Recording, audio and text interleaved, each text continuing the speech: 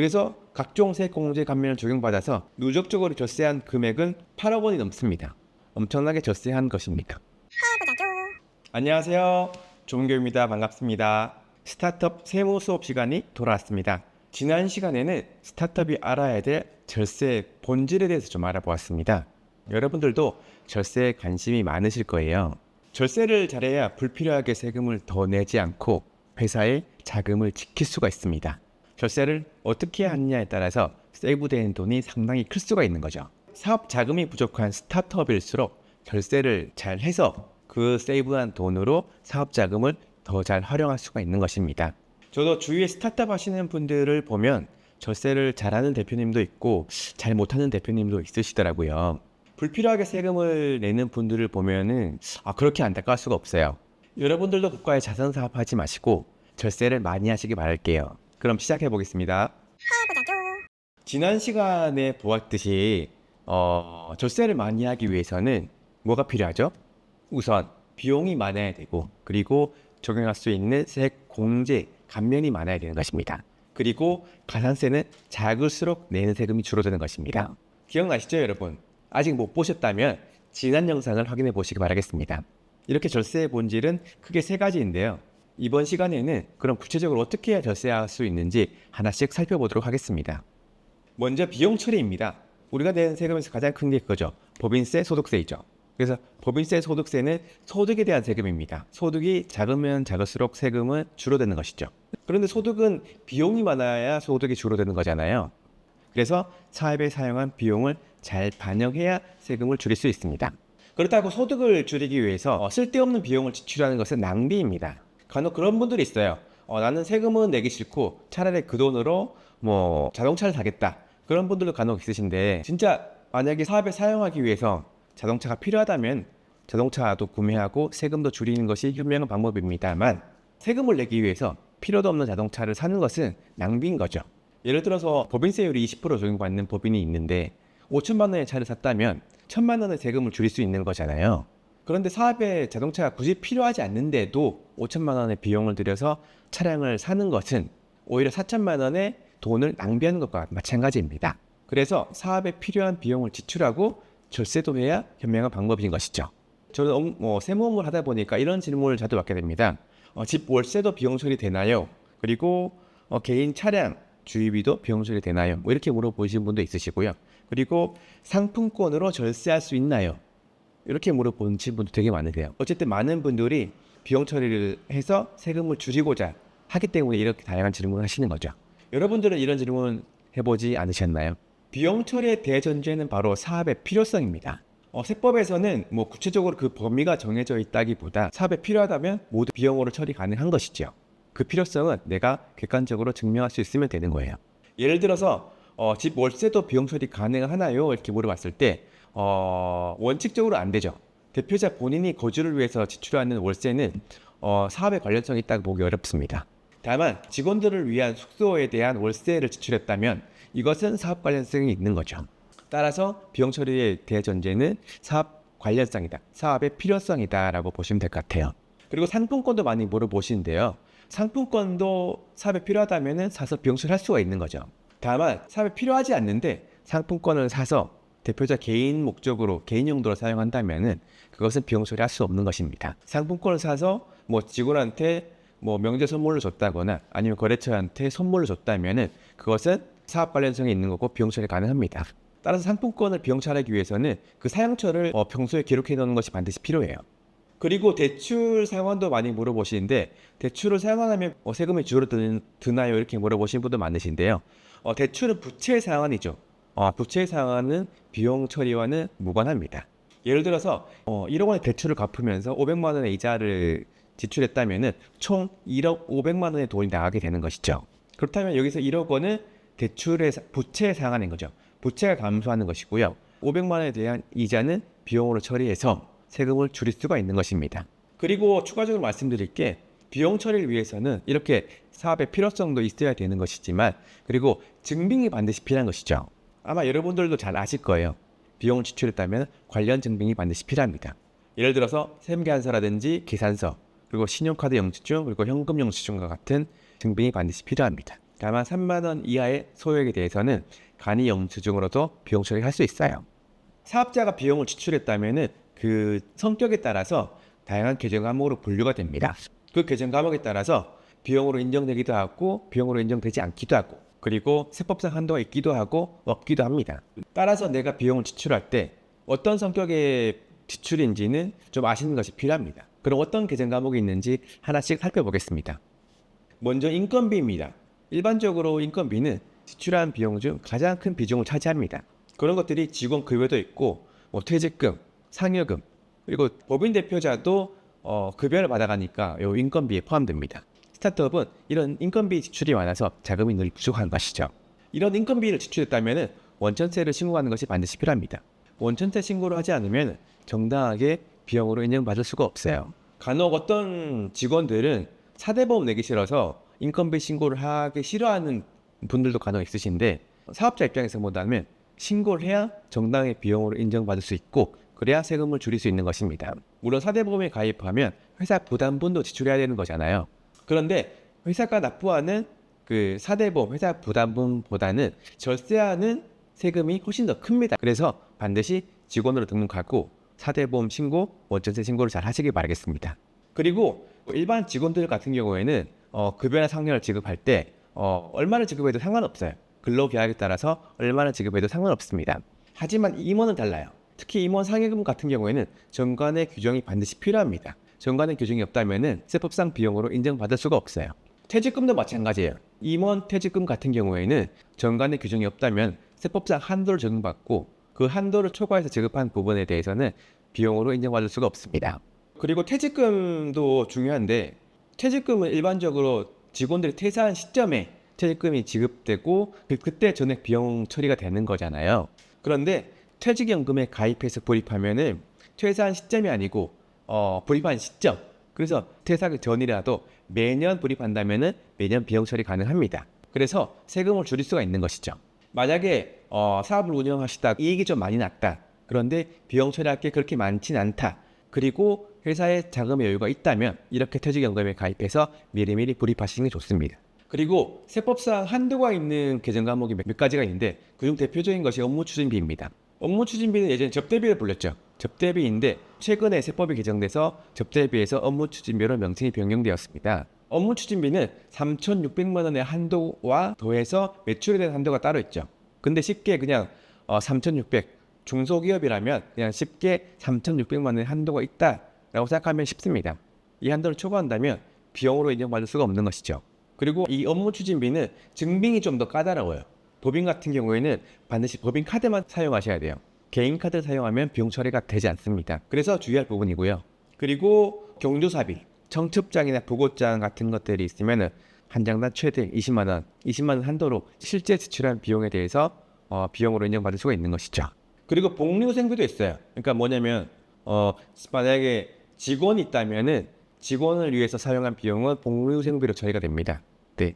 근데 이거는 세법상 한도가 있는 건 아니에요. 하지만 복리후생비 지출이 너무 과도하다면, 너무 크다면 과세관청에서 좀 의심할 수가 있습니다. 이 복리후생비의 대부분 내역은 뭐 식사를 하거나 커피를 마시거나 회식을 하거나 그런 내용들인데 만약에 과도하게 복리후생비를 지출했다면 세무서에서는 과세관청에서는 이 비용들이 과연 사업에 사용한 것이 맞는지 혹시 개인 용도로 사용한 것은 아닌지 의심할 수가 있는 것입니다. 따라서 복리후생비를 지출하더라도 적정 비용을 사용하는 것이 필요합니다. 그리고 또 한도가 있는 계정 과목이 차량 유지비죠. 사업에 사용하는 차량이 있다면 관련된 비용은 한도를 적용받습니다. 잘 아시다시피 1년에 1,500만 원의 한도가 있습니다. 이 1,500만 원에는 800만 원의 감가상각비가 포함되어 있고요. 그 외에 줄비, 수리비, 통행료, 보험료 이런 관련된 모든 비용을 합쳐서 1년에 1,500만 원이 한도입니다. 그런데 운행일지를 작성하면은 이 1,500만 원의 한도가 적용되는 것이 아니고 업무 사용 비율만큼의 비용이 인정이 되는 것입니다. 예를 들어서 운행일지에 90%가 업무용이고 10%가 비업무용이라면 사용한 총 비용 중에서 90%는 비용으로 인정받는 거고 10%는 비용으로 인정받지 못하게 됩니다. 만약 여러분들이 좀 비싼 차를 탄다면은 1년에 사용한 총 지출은 1,500만 원이 넘을 거예요. 그러면 운행일지를 사용하는 것이 반드시 필요합니다. 그래야 더 많은 금액을 비용으로 인정받을 수가 있습니다. 그리고 또 경차나 화물차, 승합차 같은 차량은 세법상 한도가 적용되지 않아요. 그래서 이런 차량에 사용한 비용은 한도 없이 전액 비용으로 인정받을 수가 있으니까 세법상 매우 유리합니다. 그리고 접대비와 비슷하지만 좀 다른 계정이 있는데요. 바로 판매 촉진비입니다. 접대비는 특정 고객들, 특정 거래처에 사용한 비용인데 판매 촉진비는 불특정 다수, 불특정 고객, 잠재 고객들을 위해서 사용한 비용인 거죠. 그래서 이런 것들은 세법상 한도가 적용되는 것이 아닙니다. 부가가치세 공제도 가능합니다. 간혹 기부를 하는 스타트업도 있더라고요. 기부하는 거 좋습니다. 다만 기부금도 세법상 한도가 있어요. 소득의 10%에서 50%까지 한도가 정해져 있습니다. 따라서 기부를 하더라도 어느 정도 소득이 있어야 정당의 비용으로 인정받을 수가 있는 거죠. 만약에 소득이 없다면 기부한 비용은 이월되는 거죠. 이월돼서 미래 소득이 발생할 때 그때 비용으로 처리가 됩니다. 그리고 기부도 아무 곳에나 기부하면 안 돼요. 세법에서 10곳의 단체에 기부해야 정당의 비용으로 인정받을 수 있습니다. 그리고 비용 지출했지만 세법상 비용으로 인정되지 않는 개정 과목들이 있어요.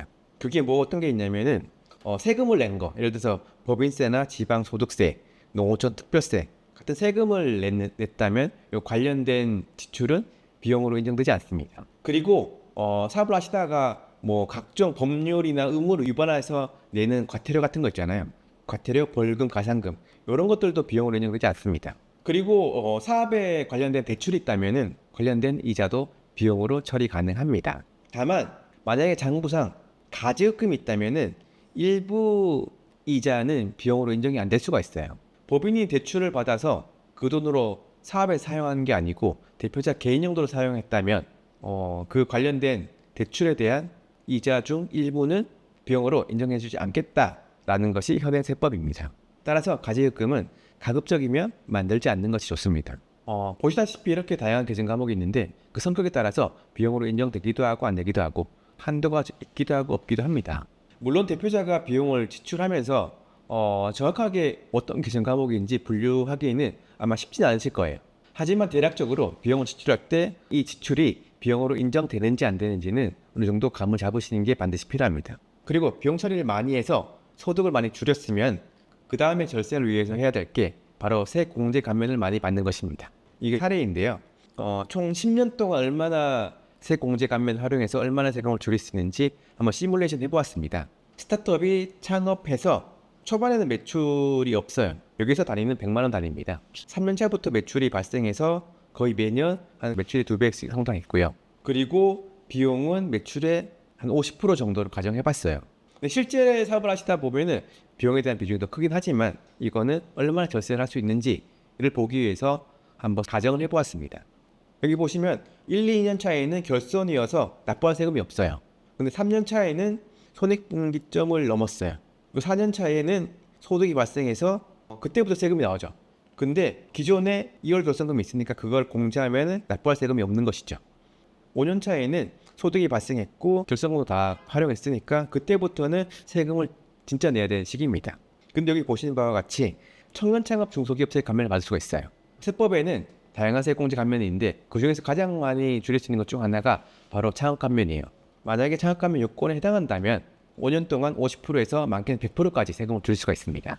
그래서 여기 회사에도 본다면은 이때부터 4년 동안 청년 창업 감면을 받아서 세금이 없는 것입니다. 원래는 5년이죠. 창업 감면은 5년 동안 받는 거잖아요. 5년간 받는 건데 그 5년의 카운트의 시작 시점은 소득이 발생한 시기부터입니다. 그래서 창업 시점이 아니고 이때부터가 아니고 소득이 발생한 시기인 2028년 이때부터 소득이 발생했으니까 이때부터 카운트가 됩니다. 다만 이때는 소득이 발생했지만 결손금이 있어서 납부할 세금은 없는 거죠. 그래도 아쉽지만 5년의 카운트는 시작됩니다. 그래서 이때부터 총 5년간 청년 창업 세감면을 받을 수가 있습니다. 그래서 이때까지는 세금이 없는 거죠. 매출이 많고 소득이 크더라도 실제로 납부한 세금은 없는 것이죠. 그리고 이렇게 창업 감면이 끝난 시점에는 그때부터는 진짜 세금을 내야 되는데 여기 보시는 바와 같이 중소기업 특별세 감면이라든지 그리고 연구개발비세 공제, 통합고용세 공제 이런 것들을 받을 수가 있어요. 이런 것들을 기존에 받아서 계속 이월시킬 수 있거든요. 세법에서는 이런 세공제를 10년간 이월시킬 수 있습니다. 그래서 기존에 이월된 세공제를 적용할 수 있습니다. 여기는 중소기업 특별세 감면과 이월세 공제를 적용해서 또 세금을 절세할 수 있는 거죠. 그 다음에도 마찬가지입니다. 2월 된 세공제를 적용해서 세금을 줄일 수 있습니다. 그럼 총 얼마나 세금을 줄이는지 한번 볼까요? 그래서 결국에는 10년간 총 매출이 126억이고 누적 이익이 60억이 넘고요. 그래서 각종 세공제 감면을 적용받아서 실제 납부한 세액은 2억 3천만 원밖에 안 돼요. 누적적으로 젖세한 금액은 8억 원이 넘습니다. 엄청나게 젖세한 것입니다. 여기서 사용한 방법이 세공제 감면인데 청년 창업세 감면, 그리고 연구개발비 세공제, 그리고 통합고용세공제, 그리고 중소기업 특별세액 감면, 이렇게 총 4가지 사용이 있습니다. 총 8억 원 이상의 세금을 젖세했습니다. 그런데 이렇게 말씀드린 세공제 감면은 일반적인 회사들이, 일반적인 스타트업이 흔히 사용하는 방법이에요. 많이 받고 있는 방법입니다. 그래서 되게 특이 케이스가 아니고 이렇게 하면은 세금을 엄청 많이 줄일 수 있다라는 것을 알고 계시면 좋을 것 같아요. 그래서 이 방법을 알고 사업하느냐 모르고 사업하느냐에 따라서 세이브할 수 있는 돈이 상당히 클 수가 있는 것이죠. 세법에는 다양한 세공제 감면들이 되게 많아요. 그 중에서 스타트업이 사용할 수 있는 세공제 감면들을 간단하게 몇 가지만 살펴보겠습니다. 아까 말씀드린 것처럼 가장 중요한 게 창업 중소기업에 대한 세액 감면이에요. 요건이 된다면은 5년간 소득이 발생한 과세 연도 및 이후 4년간이니까 총 5년이죠. 5년간 50%에서 100%까지 세액을 감면받을 수가 있어요. 굉장히 큰 혜택입니다. 이건 굉장히 중요한 제도니까 별도의 시간을 내서 따로 설명드려 볼게요. 그 외에 중소기업 특별세액 감면, 이것도 요건에 해당한다면 세금의 5%에서 30%까지 세액 감면을 받을 수가 있습니다. 그리고 통합고용세액 공제, 고용 인원이 증가하면 1인당 850만 원에서 1,550만 원의 세액 공제를 받을 수가 있어요. 그리고 근로소득 증대세액 공제, 그리고 성과 공유 중소기업 세액 공제, 연구인력 개발비 세액 공제, 그리고 통합 투자세액 공제, 그리고 공장 등 지방 이전 세액 감면, 이런 것들도 스타트업이 활용할 수 있는 세액 공제 감면들입니다. 그래서 이런 것들을 잘 활용하셔서 세금을 줄이시면 좋을 것 같아요. 이 중에서 3가지만 조금 더 자세히 보겠습니다. 먼저 통합 고용세액 공제입니다. 많게는 1,550만 원까지 세액 공제를 받을 수가 있습니다. 예를 들어서 수도권에 사업장이 있고 청년을 채용했다면 1인당 1,450만 원의 세액 공제를 받을 수 있는 거죠. 여기서 청년은 만 15세에서 만 34세까지의 사람을 말합니다. 그리고 좋은 것은 고용을 유지한다면 이 금액을 총 3년간 공제받을 수가 있어요. 다만 이 세액 공제를 적용받고 2년 내 인원이 감소되면은 기존에 받았던 세액 공제액이 추징되니까 조심하셔야 됩니다. 그래서 스타트업이 창업하면 대부분은 채용을 하시잖아요. 그래서 채용하시고 이렇게 세액 공제를 받으시면 좋을 것 같아요. 이것도 많이 하시죠. R&D 세액 공제, 바로 연구개발비 세액 공제입니다. 기업부서 연구소라든지 연구개발 전담 부서를 설치하면은 관련된 연구원들의 인건비나 재료비, 시설 임차비 등 관련된 사용 비용에 대해서는 25%의 세액 공제를 받을 수가 있습니다. 스타트업도 일반적으로 연구개발 활동을 되게 많이 하잖아요. 그래서 관련 비용을 많이 지출하셨다면 세액 공제도 그만큼 많이 받을 수가 있습니다. 그러니까 대부분 연구원들 인건비인데 연구원들의 연봉이 총 1억 원이다 라면 거기 25%인 2,500만 원의 세금을 절세할 수 있습니다. 다만 스타트업은 지원금을 받아서 인건비 지출한 경우가 되게 많은데요. 이렇게 지원금 받아서 지출한 인건비는 세액 공제를 받지 못합니다. 그리고 연구원들 중에서 다른 업무와 겸직하고 있는 연구원들의 인건비는 세액 공제를 받지 못합니다. 그리고 지분이 10% 이상인 임원이 연구원이다. 그러면 그 비용도 세액 공제를 받지 못합니다. 그리고 하나 더 소개해드릴 게 성과 공유 중소기업에 대한 세액 공제입니다. 성과금을 지급하면 10%의 세액 공제를 받을 수가 있습니다. 그런데 아무 성과급이나 다 이렇게 세액 공제를 해주는 것은 아니고요. 절차가 필요합니다. 사전에 중소벤처기업진흥공단에서 성과 공유 기업으로 확인을 받아야 돼요. 이게 좀 번거롭죠. 그리고 경영 목표 설정 및 목표 달성에 따른 성과급 지급을 사전에 서면 약정하고 지급한 성과급에 한해서 세액 공제를 받을 수가 있습니다. 이렇게 세액 공제를 받을 수 있는데 또 좋은 점 하나 더 있어요.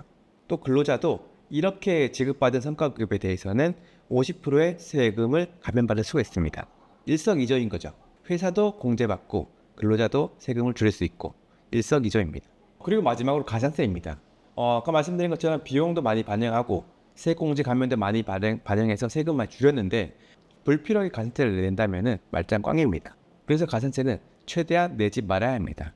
세법에는 세법 규정을 잘 이행하게 만들기 위해서 여러 가지 가산세 규정들이 있어요. 이거 하지마 저거 하지마 이거 해, 저거 해. 이거 안 하면 세금 더 많이 내도록. 그렇게 가산세 규정들이 되게 많이 있습니다.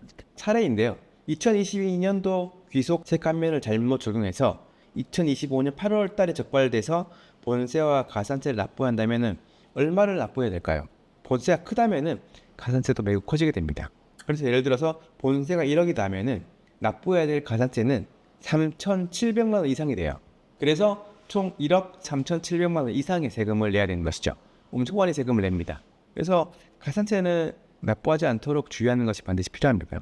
그럼 어떤 가산세가 있는지 좀 몇 가지만 살펴보도록 할게요. 세법엔 여러 가지 가산세 규정이 있는데 가장 대표적인 것이 무신고 가산세, 과소신고 가산세입니다. 세금을 신고하지 않았거나 신고하더라도 세금을 작게 신고했다면 원래 내야 될 세금보다 작게 신고했다면은 무신고 가산세나 과소신고 가산세가 나옵니다. 그리고 세금을 늦게 납부하면은 납부 지연 가산세가 나와요. 늦게 납부할수록 계속 커집니다. 이거는 0.02%의 가산세가 붙어요. 그래서 늦게 납부할수록 이 납부 지연 가산세는 더 커지게 됩니다. 그리고 원천세 신고를 잘못했다면은 원천징수 불이행 가산세가 나오게 되는 것이고요.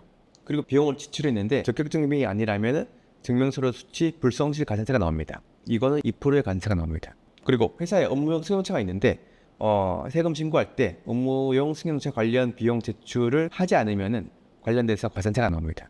이거는 1%의 가산세가 나옵니다. 그리고 법인 같은 경우에는 주식 변동 사항이 있는데 그 관련 내용을 신고하지 않았다면은 주식 등 변동 사항 명세서 제출 불성실 가산세가 나옵니다. 이것도 1%의 가산세가 나와요.